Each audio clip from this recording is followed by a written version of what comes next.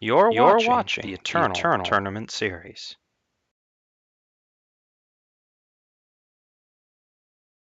Hello and welcome back to the Eternal Tournament Series. This is Season 6, Week 1, and we're in the finals of this week. I'm Calimdir, also known as Gabe, and I am joined by Sir Rhino in the booth.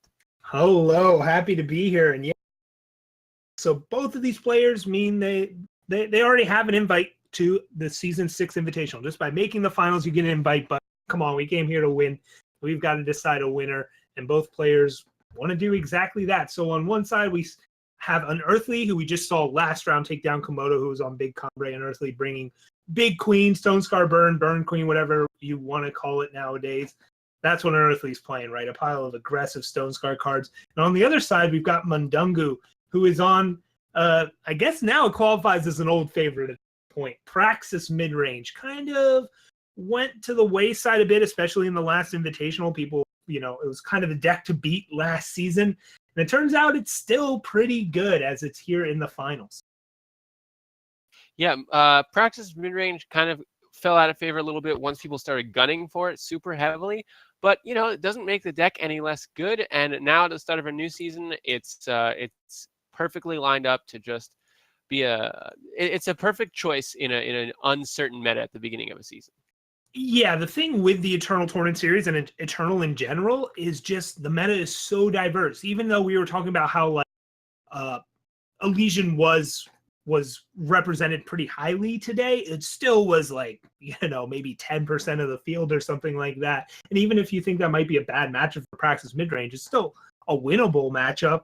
And you might not even see it through 6 rounds of Swiss. Even if you're gunning to beat a deck, there's no guarantee you'll see it. And I think it's one of the awesome things about this game is just the variety of decks, a variety of strategies, a variety of answers and threats that you're going to see throughout this tournament. It's also kind of frustrating as a control player because you got to get really broad answers in the spots. But and that's part of the fun as well, is trying to solve that puzzle with every game. So nothing really new with this Praxis midrange list, right? Yeah, it's what we see, the Dawnwalker approach with main deck displacers, 3 Heart of the Vault, 3 Carnosaur top end. How do you feel about Praxis decks that don't play 4 Heart of the Vault? I feel like they miscounted when making their deck. They might be on a budget. Who knows? Stone Jet for that 4th one. But it is hard to cast, but that's why you play 4 Amber, play 4 Seek Power, right? So who do you have in this matchup? That's the real question here. I need to know who you think's going to win. So I actually favor Unearthly in this matchup. I think Impending Doom is a really great threat against these time mid-range strategies. I think Champion the Chaos is really good. I think they're weak to burn. They're trying to do this mid-range stuff, and it's just a little bit too slow, and they don't have the tools that Combre has to really block and do stuff. It's just a little bit worse. Sure, you have Carnosaur, but that's about it. Yeah, well, this game is underway. Unearthly, nothing turn 1, had to play a depleted banner, follows up with a Pyronite, but Mundungu's already got Initiative Sands out on the board, offering the trade here with Pyronite, because we're just going to see another Initiative. I'm actually a little surprised to see this trade offered, because Mundungu's hand is 5 drops and 6 drops. Losing out on that ramp's actually kind of bad, and Unearthly takes the trade because his hand is nothing right now. Queen, Soulfire Drake, Annihilate. That is not doing anything anytime soon.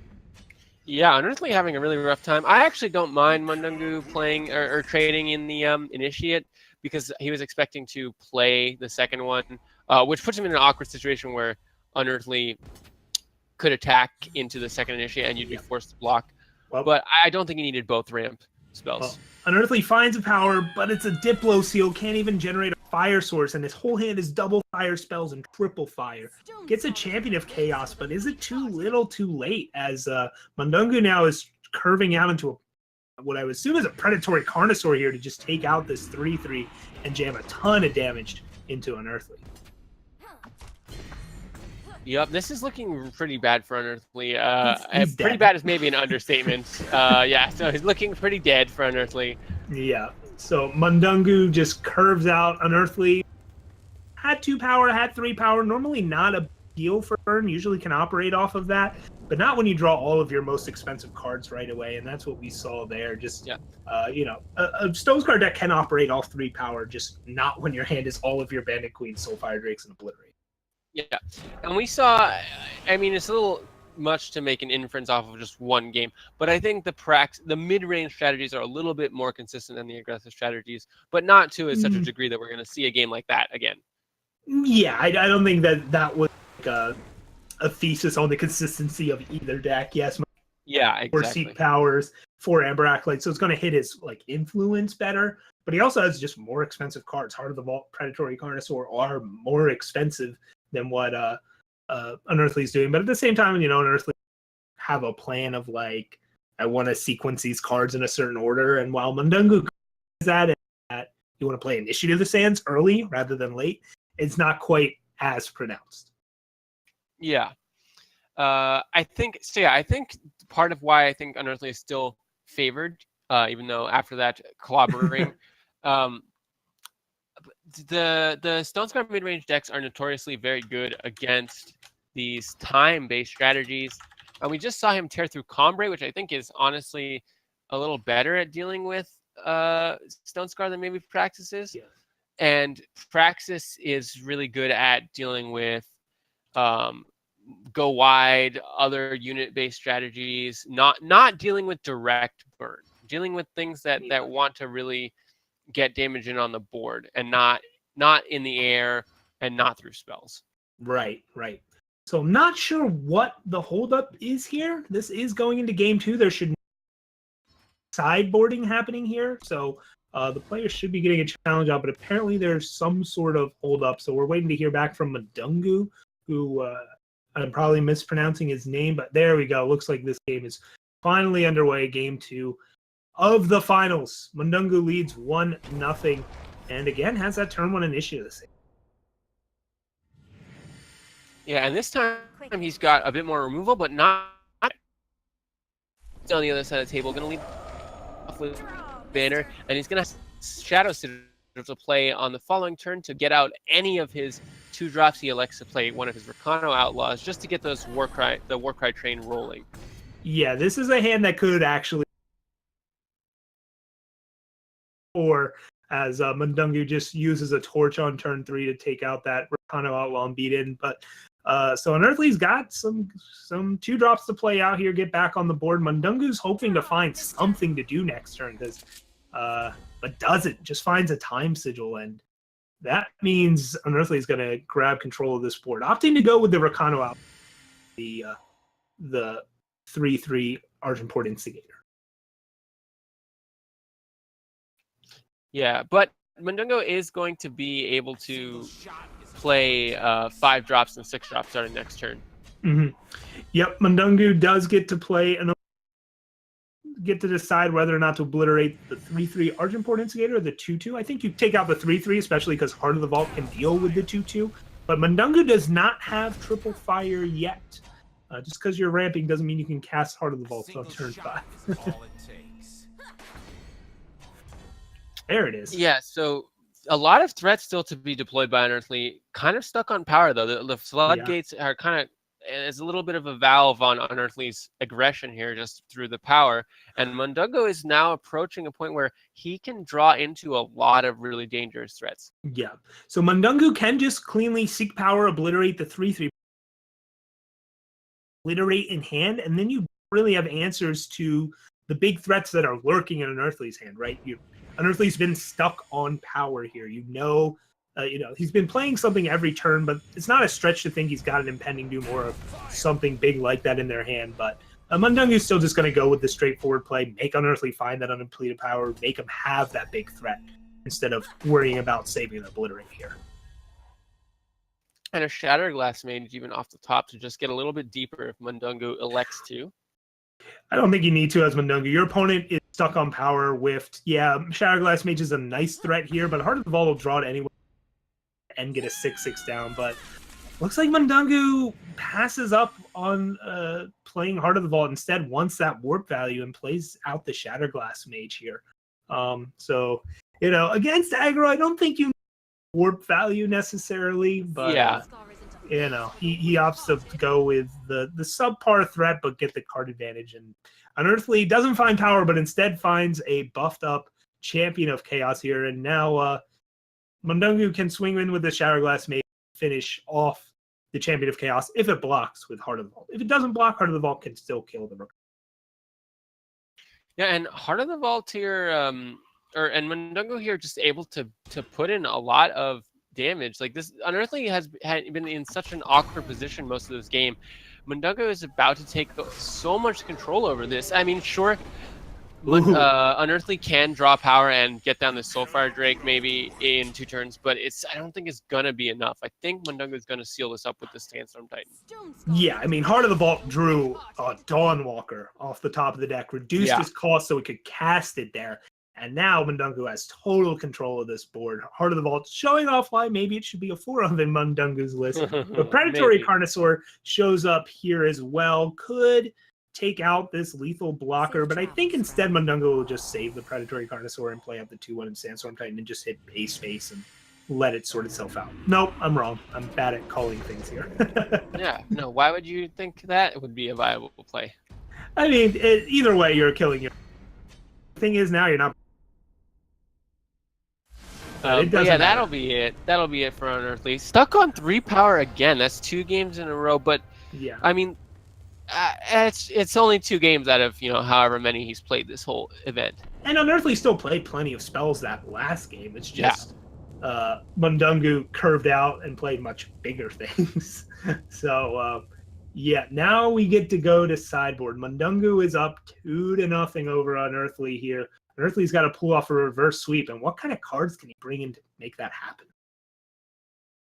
Yeah, that's a good question. Unearthly's got a couple things, but this is not really the matchup that he's expecting to bring in a lot of stuff in, because he's already got, I think, like I said, a pretty good matchup. He can bring in Soulfire Drake and maybe another Annihilate or something like Sabotage if he's concerned about Obliterates.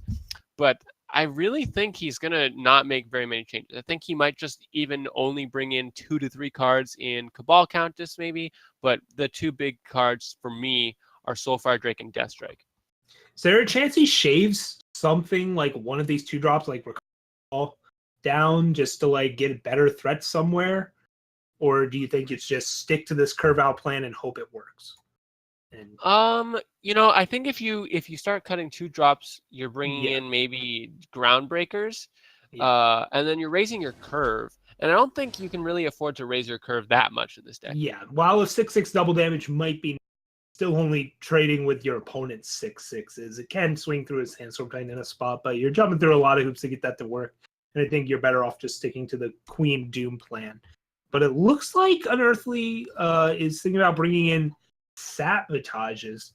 I think that's something, giving a nod to knowing his opponent's sideboarding, where you can hit something like Healer's Cloak, maybe Purifiers are coming in, Torches, but honestly, Mundungu doesn't have a ton of Sabotage.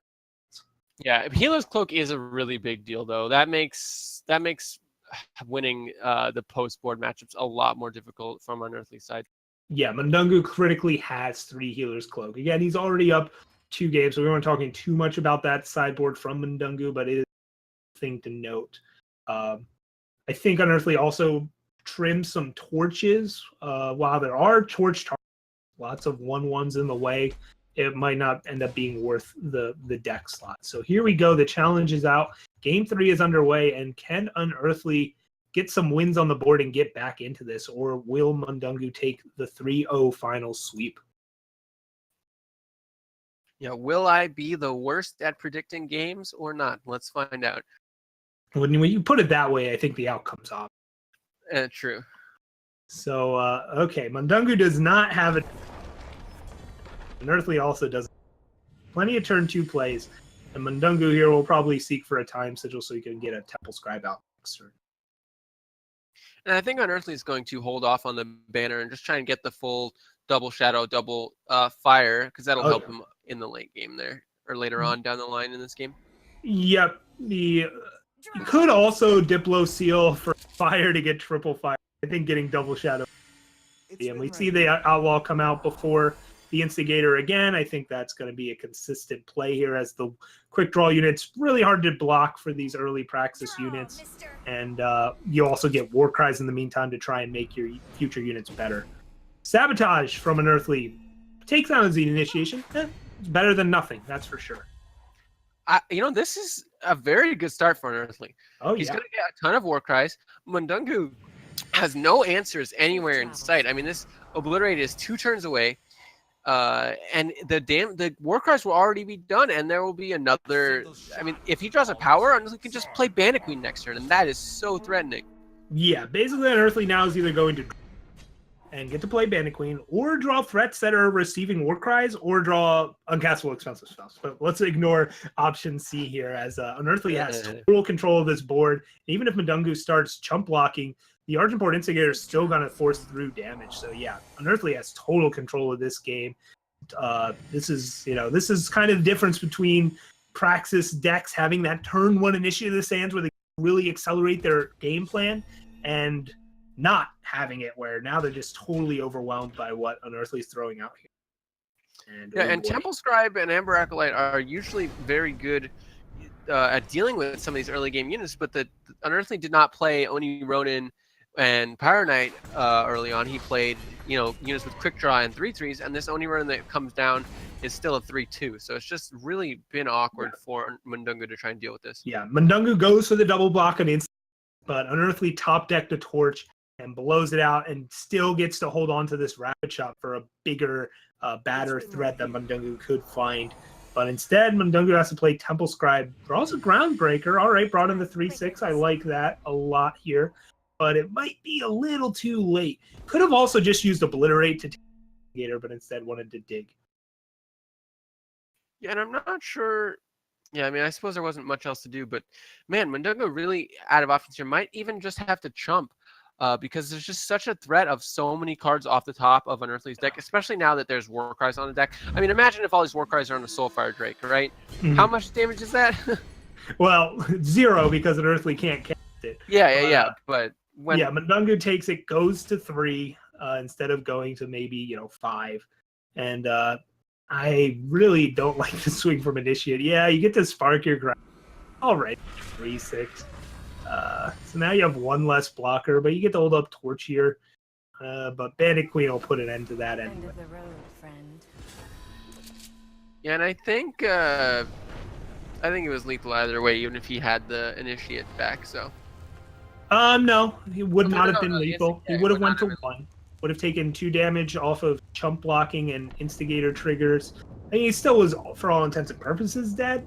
But I just don't see how the double damage was going to be the thing that makes or breaks that game there. I think it was more important to have a blocker and then survive 1 extra turn, and then maybe Heart of the Vault miracle you out of it, right? Heart of the Vault, reduce cost Hero's Cloak or something like that. Just try and survive the next turn and try and find Healer's Cloak. But regardless, it was slim pickings for Mundungu there anyways. Unearthly gets a game, still down 2-1 though, has to win 2 more games in a row.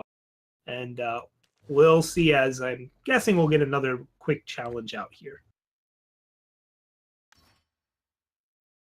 Yeah, I'm excited to see how this plays out. I'm excited to see how the first week of Season 6 ends. This has been pretty exciting.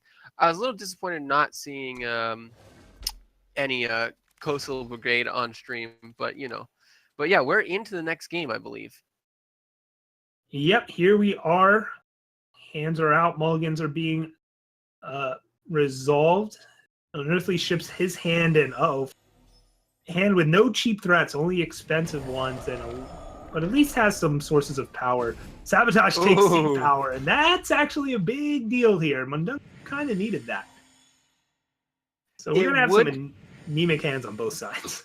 Yeah, it would have been a much bigger deal had Unearthly had threats to play in addition to, in tandem with the Sabotage. But the Sabotage is going to hit this Healer's Cloak if he plays it, and that's going to be a big deal. Also, the Rakano Outlaw is just what Unearthly needed. Yeah, Unearthly drawing a 2-drop there was big. Chooses to wait on the Sabotage. Makes a lot of sense, right? You only had one target the last time you used it. There were only a couple draw steps. They don't have any units in play, so Healer's Cloak can't be used even if it is in their hand yet. The argument against holding it, though, is that your hand is 4 drops. You're not going to have an opportunity to use Sabotage moving forward. And it could cost him. Obviously, there's no way Unearthly would know that Mundungu just immediately drew the Healer's Cloak, but still could cost him. Yep. And now Unearthly finds an Impending Doom with 2 cries on it. Will he play that? Will he play one of the small? We'll find out here. I like just jamming the biggest one. Yeah, so they both die to Obliterate. Yeah, versus Combray, I liked playing the smaller one because of the way that matchup played out. But against Praxis, it's more of a race situation, and the numbers matter more. So you're not running into cards like Vanquish or Harsh Rule. So that's why I support, and Unearthly agrees with both of us here. Yep. So Mundungu draws another Sigil for turn, which means he'll get to cast next turn, but does nothing here. Doesn't even want to play the Healer's Cloak. Yeah, you gain 3 and get a 3/3, and you can block the 2/2, but that's not what Mundungu's interested in. Mundungu's interested in playing Heart of the Vault, killing the Outlaw, having the Heart of the Vault live, gaining 8 life off that. But Unearthly is going to get to do some nasty stuff here as he draws a Champion of Chaos off the top, but instead just goes with the Bandit Queen line. So this is the most aggressive line for this turn, but it's going to punish him potentially. I mean, not really. Mundungu has to chump block, and he's going to take a ton of damage. But it does let Mundungu get a little bit of value off the Praxis display, or the Heart of the Vault, and then play the Healer's Cloak the turn after having it survive. But that, and he doesn't even chump. I like not chumping there. You basically can block the 6/6 the next turn with the 1/1. Yeah, you take 1 more damage overall, but you 7, but you extra cards.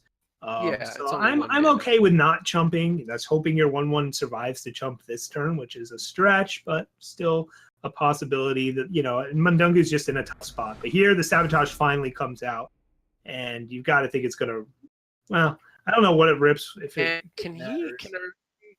but yeah, it takes the Healer's Cloak, right? Because Unearthly cannot get lethal.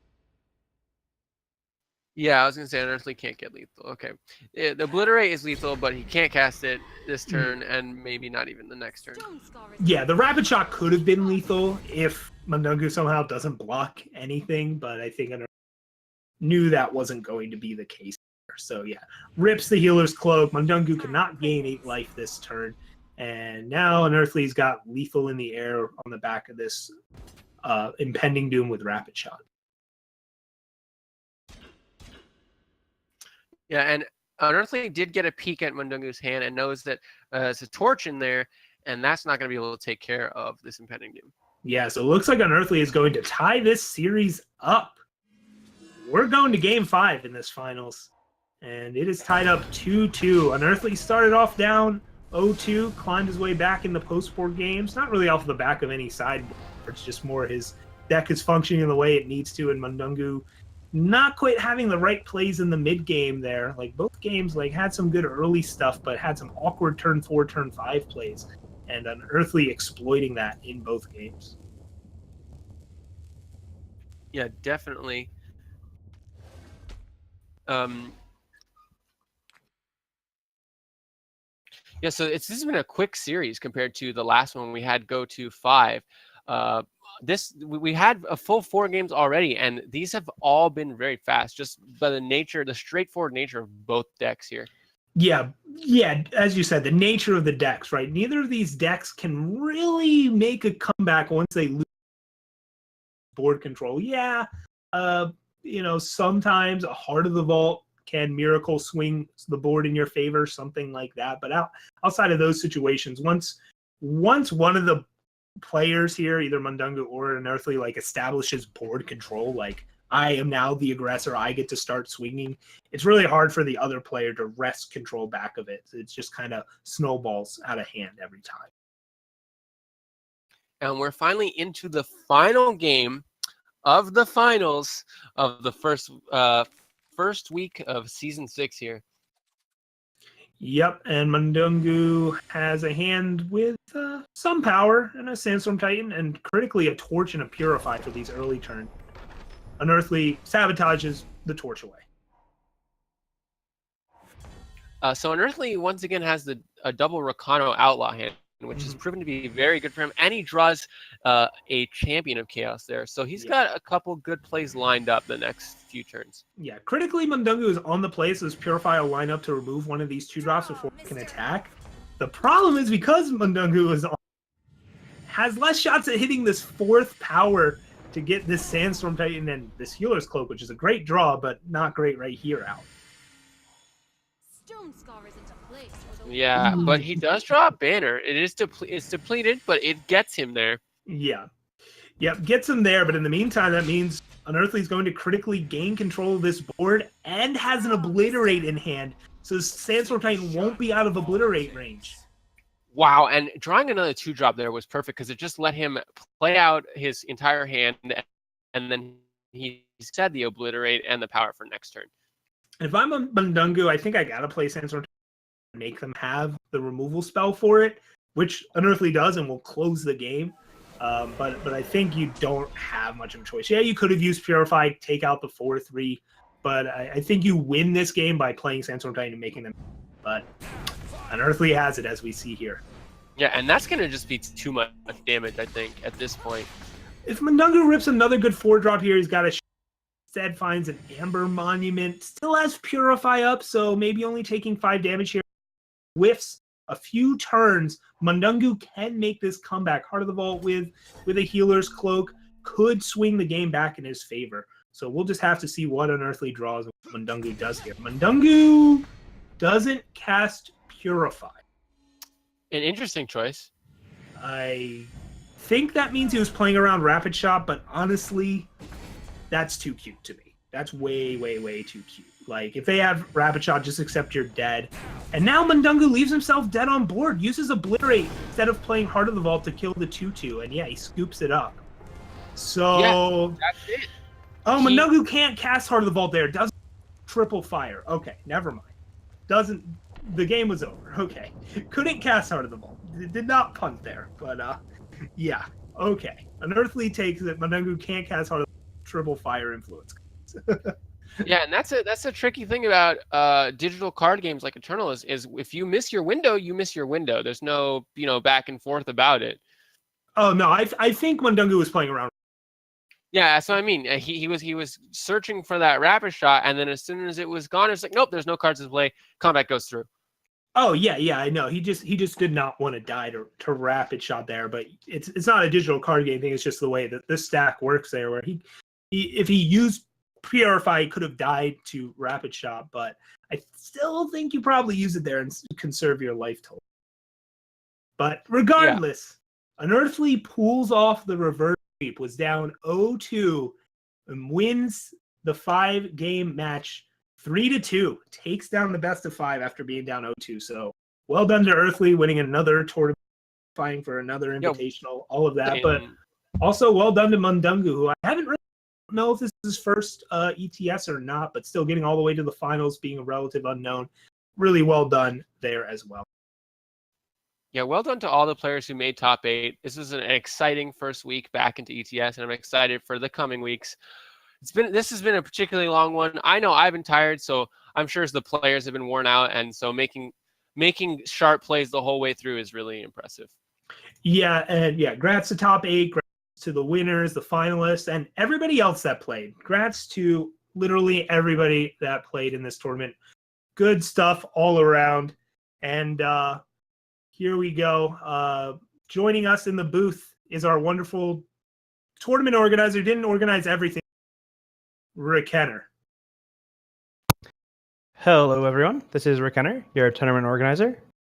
I'd like to congratulate both Mundungu and Unearthly for making it to the finals and guaranteeing their place in the Season 6 Invitational. It'll be coming up at the end of October, at the end of Season 6.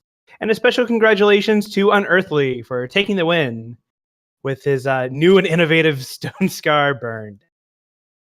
Fun fact, while Unearthly is known for playing Rhino, he did actually play Stone Scar Burn in the Season 1 Invitational and early in Season 2. But that's a ancient history lesson at this point. Once again, I'd like to thank all the players and all the viewers. If it wasn't for all of you, we couldn't be doing this. And putting this tournament and stream on every week is great. I would also like to thank Miller Tool and Teehee, our producers.